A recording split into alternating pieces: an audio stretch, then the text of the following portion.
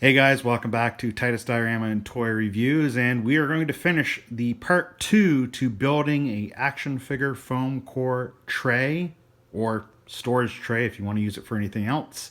I hope that you liked the first one. Let's get to finishing this up, shall we?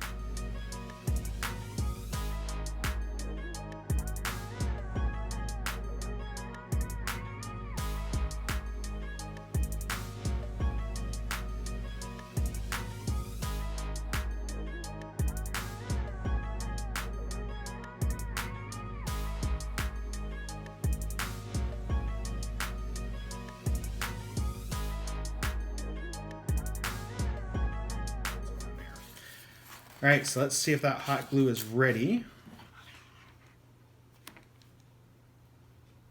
Yep, it's ready. So, like I said, what I do is I run a bead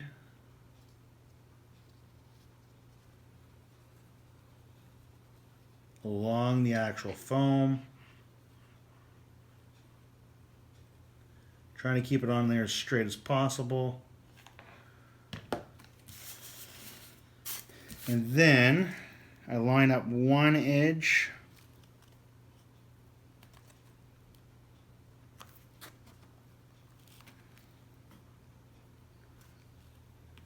and there we go. So there's one side done. You are going to have a little glue squeeze out, that's fine.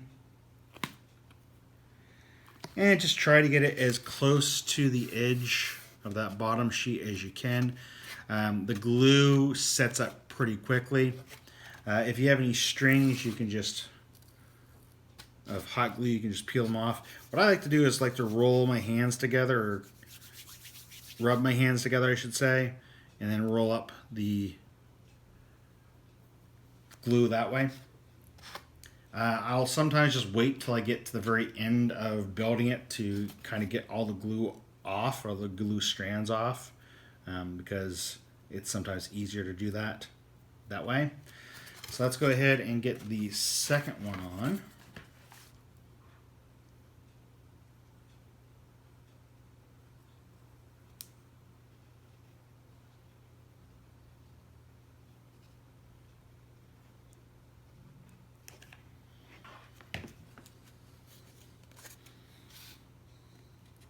So put it on the end down here.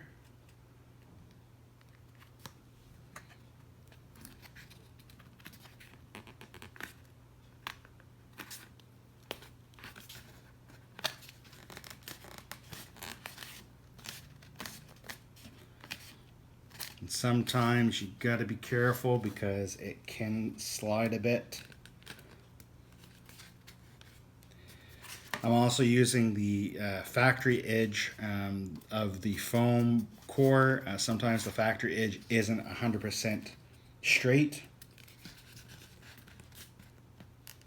and that sometimes does happen. But for the most part, that one is almost on par. As you can see, the foam does, or the glue does harden pretty quick. So you have a little bit of working time. If it was hotter, then you have more working time. Now I wanted to point out here is a great example. This is a great example of your blade not being sharp enough, so you might be able to see the kind of the digs of the holes there compared to this one, which is almost smooth. So that's why it's important to have a sharp knife when cutting this stuff. All right, so I'm going to show you basically what we're going to do with the bottoms here. And as you can see, the bottoms are that 7-inch long, and they actually fit fine. If I wanted to just have it as an end cap, I could have factored in the width of the bottom and just made one side that was completely level off without any gap on the bottom there.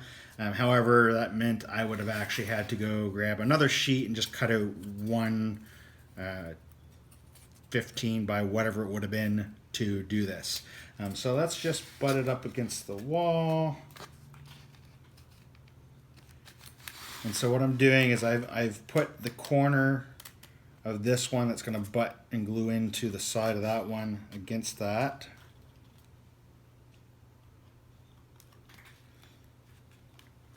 And then I'll just come in and I'll make a cut, or sorry, not a cut, a mark on my foam where I need to cut it. That should be roughly around the same area that needs to be cut for the top one, but I will mark that one out and cut that one to the right length. I'm going to grab a smaller ruler here just to make that cut. Alright, so I've got that smaller square there now. Going to make sure that the knife is nice and sharp. And let's go ahead and get that cut to its rough length.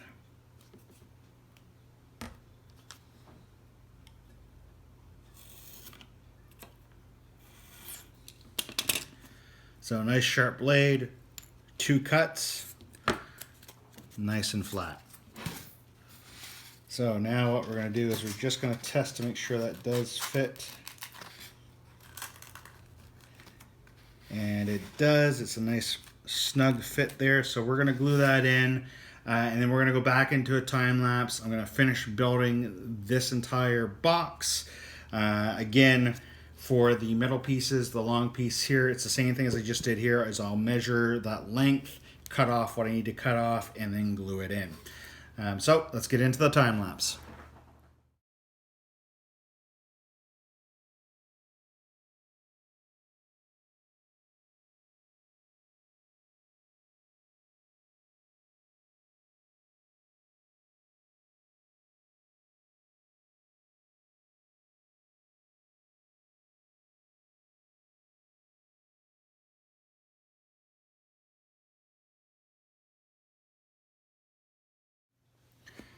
Alright guys, so that is the last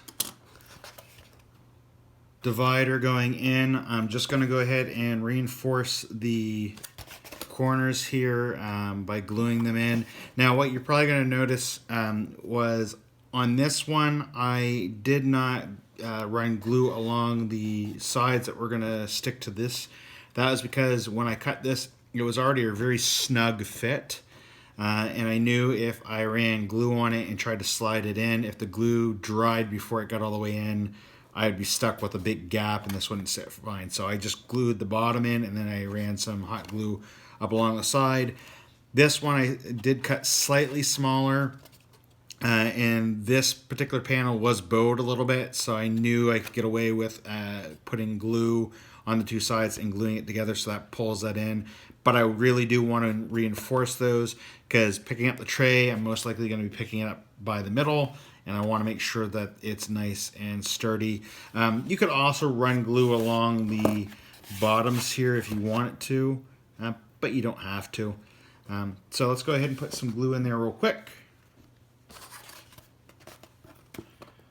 And I just do a quick little bead. Doesn't have to be too much. A trick here, if you end up getting glue on your fingers, because this stuff is hot when you get it on there, and it's something I've been doing for quite some time, but I just recently watched Adam Savage do a similar build for one of his tool trays. And as he mentioned, when you get the hot glue on your finger, just start rolling your fingers or your hands like this almost instantaneously, and it will peel that hot glue up like this. And it actually helps cool it down so it doesn't actually stick and blister. So that's what I do, and you probably have seen while I've been gluing this together, me doing that sometimes. That was because I did get some glue on my fingers while doing this. But anyway, guys, as you can see, it doesn't take very long to put this all together. Really, the only time it takes is the time to cut it out, depending on how big and how many pieces you need to cut, and the time it takes for your hot glue gun to heat up so you can actually start using it. Again, if you have a hot glue gun that has 2 different temperatures or multiple temperatures, I would suggest going on a lower temperature, just to ensure that it does not melt through the actual foam. If you're going to be use something a bit more expensive than the dollar foam, because you can get foam core that has different foam that's a little bit more rigid, then you can use a higher temperature on your glue gun. Now I just want to show off real quickly that an action figure, as you can see, can sit fairly well in there. It's got a little bit of wiggle room, but I kind of just wanted to make it sturdy. There's a little extra room so you can put in any weapons or anything that you need to. And in this case, as you can see, you can fit 4. Technically, if you wanted to build these for display cases, you could. They're relatively easy to do. Again, what I would probably suggest to do is that you make the sides like 2 inches deep, just so that we have a little bit more room. But you do have that ability to do as well. Now, one thing I will point out is if you're not savvy with doing crafting yourself, or if you don't want to take the time to sit down and build a bunch of these for your crafting supplies or for action figures, really I was doing this because I wanted extra action figure storage so I can put that into a nice box and have all my figures stored properly and they're not just all mangled together, because you can fit more that way. But yeah, I mean, you can look online. There are a couple different places. I believe there's a Toy Gear company, I think it's what it's called, who actually sell pre-made foam inserts to go into one of the box. I'm trying to think of it. The filing boxes that you can get at like Staples and stuff, that will fit like I think 8 figures in one tray. I do know it's a bit more expensive than making them yourself, but that is an option you can do. If I can find their website, I'll make a link in the description below. Other words, just try searching. I think it's Toy Gear, I believe is what it is. You can check them out. Anyway, guys, I hope that you enjoyed the video today. It is something a bit different than my standard videos that I do put out here, but I really thought you guys might enjoy seeing the process of building this. With that, guys, if you did like it, by all means, go ahead and click on that like button down below. If you're not already subscribed and this is your first time viewing one of my videos, please make sure you click on that subscribe button. I try my hardest to release at least one video a week, usually on a Friday, for everybody to check out. My channel, of course, is mostly dedicated to diorama building because I love to build dioramas, and also action figure reviews, but I do have some other things like storage and whatnot, kind of like what I did here today. So feel free to check out and subscribe, and also click on that bell notification so you can be notified whenever I do release any new content. And as always, guys, stay nerdy.